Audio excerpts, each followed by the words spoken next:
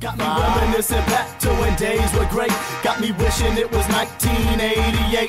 Got me reminiscing back to when times were great. Got me wishing it was 1988. Welcome back, Limesters. Glad to have you all. Thanks for tuning in to your September 2015 edition of the Rap Flashback, your monthly source for hip-hop history. September marks the end of the summer and the beginning of the fall. Back to school season, pumpkin spice coffee, light windbreakers, and the green leaves on trees changing to multicolor are all representative of autumn's dawn. And this month, we're poised to deliver yet another educational and colorful flashback, featuring one vibrant MC's graduation of sorts. But we'll get to all that shortly.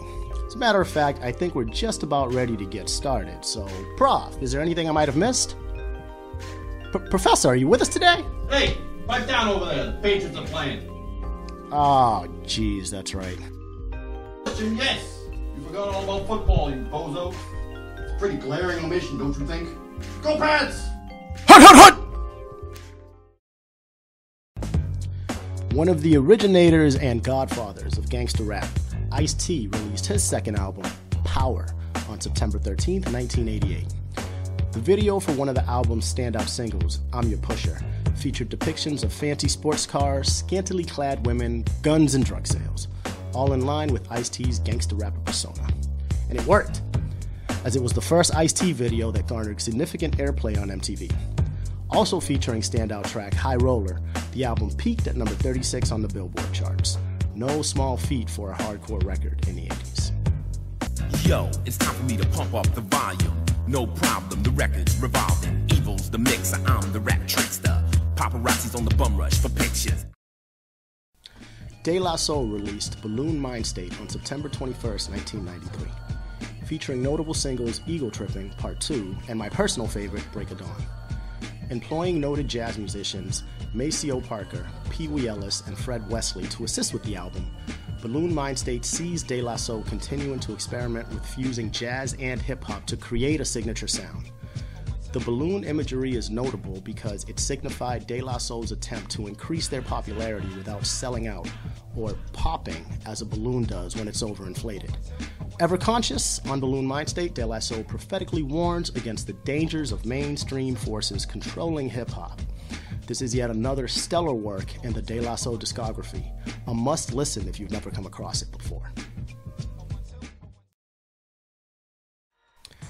Razzcast released what I consider to be his best work, Rassassination, on September 22nd, 1998, featuring the Dr. Dre and Mac 10 assisted lead single, Ghetto Fabulous.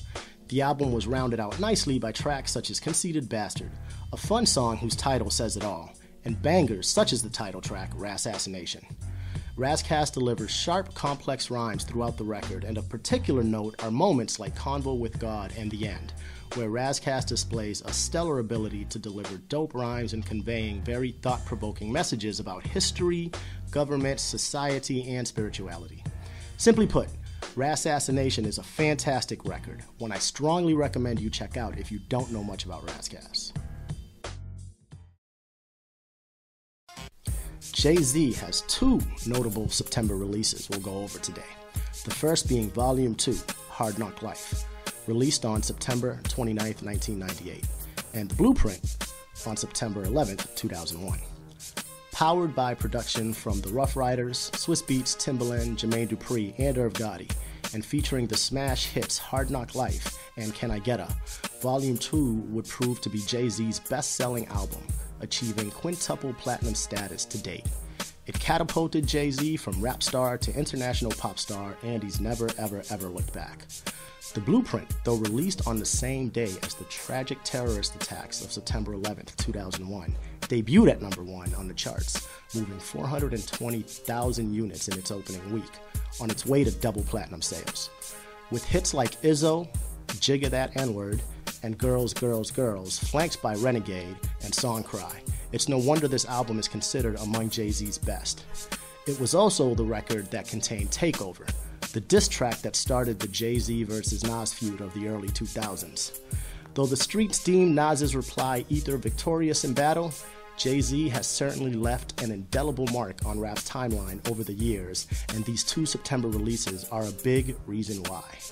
It's The Rock. And to close out the segment, other notable September album releases include A Tribe Called Quest's classic sophomore effort, The Low End Theory, featuring Check the Rhyme and Scenario, September 24th, 1991. Tribe also dropped The Love Movement on September 29th, 1998. Diamond and the Psychotic Neurotics released Stunts, Blunts, and Hip Hop on September 22nd, 1992. Redman's major label debut, What the Album, featuring the smash hit Time for Some Action, also September 22nd, 1992. Souls of Mischief dropped 93 Till Infinity, the title track quite simply being one of the smoothest you'll ever hear on September 21st, 1993. 456 by Kool G Rap, September 12th, 1995.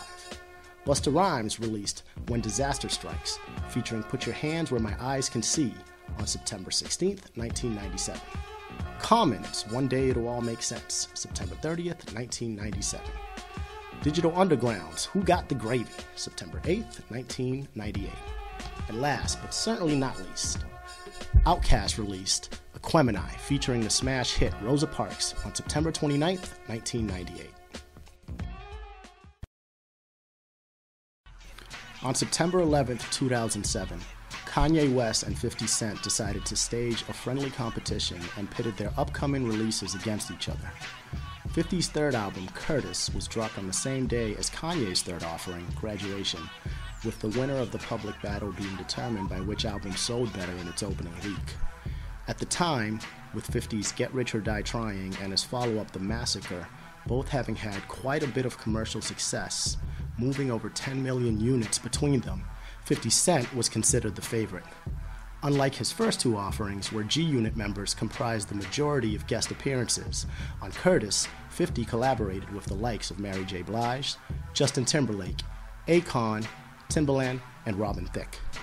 Kanye, on the other hand, made it a point to utilize a more anthem-based sound on Graduation, one that would project well in larger arenas and stadiums.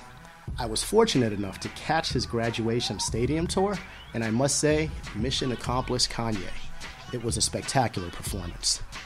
Though Curtis moved an impressive 691,000 units in its first week, Kanye's Graduation would prove victorious with opening week sales amassing 957,000.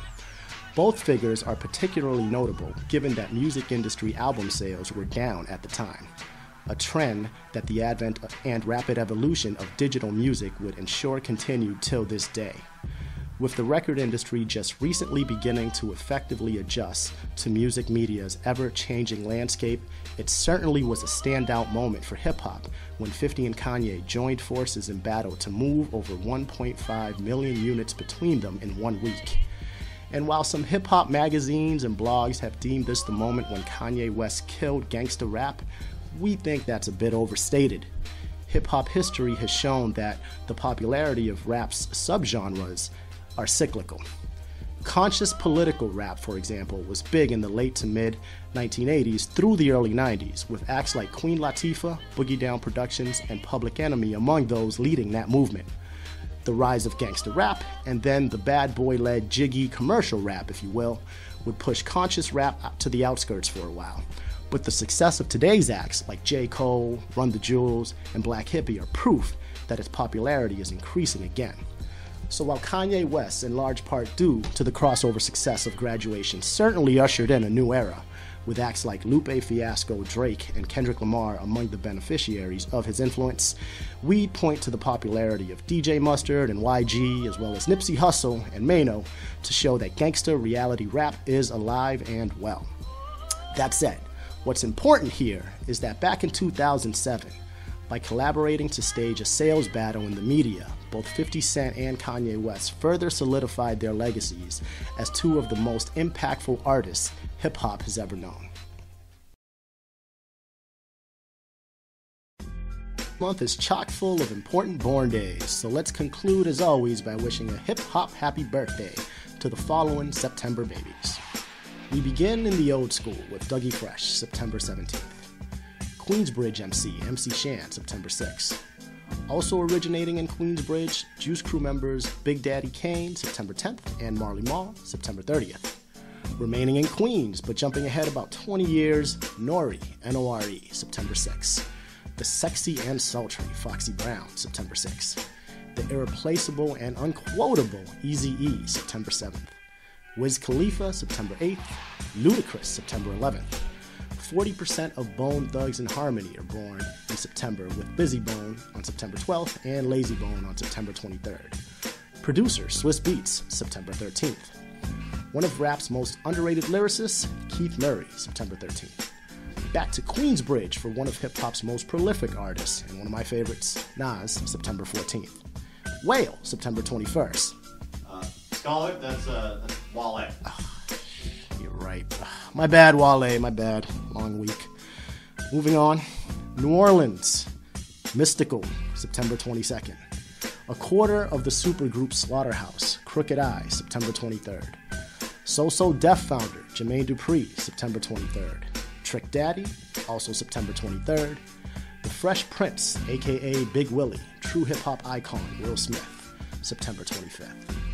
Also spanning the actor-rapper gamut, Donald Glover, aka Childish Gambino, also September 25th. And finally, Young Money and Truck Fit mogul, the one known as Tunchi, Lil Wayne, September 27th. And that concludes our Rap Flashback this month. Be sure to catch up on past episodes at the YouTube archive link below, and to check out more funky fresh content at jplineproductions.com, your one-stop shop for all things Line. Our weekly blog posts range from hip-hop and other musical genres to sports, movies, television, and much, much more. They're sure to both enlighten and entertain you. You'll also find links to our music, poetry contributions from our partners at Oddball Magazine, and our collaborative podcast entitled The Oddball Show, where we touch on everything from poet laureates to sports scandals to pro wrestling, and then some. We invite you back next month for more Rap History 101, because at JP Line Productions, we are your old school hip hop fix. Till next time, happy trails, Lime Nation.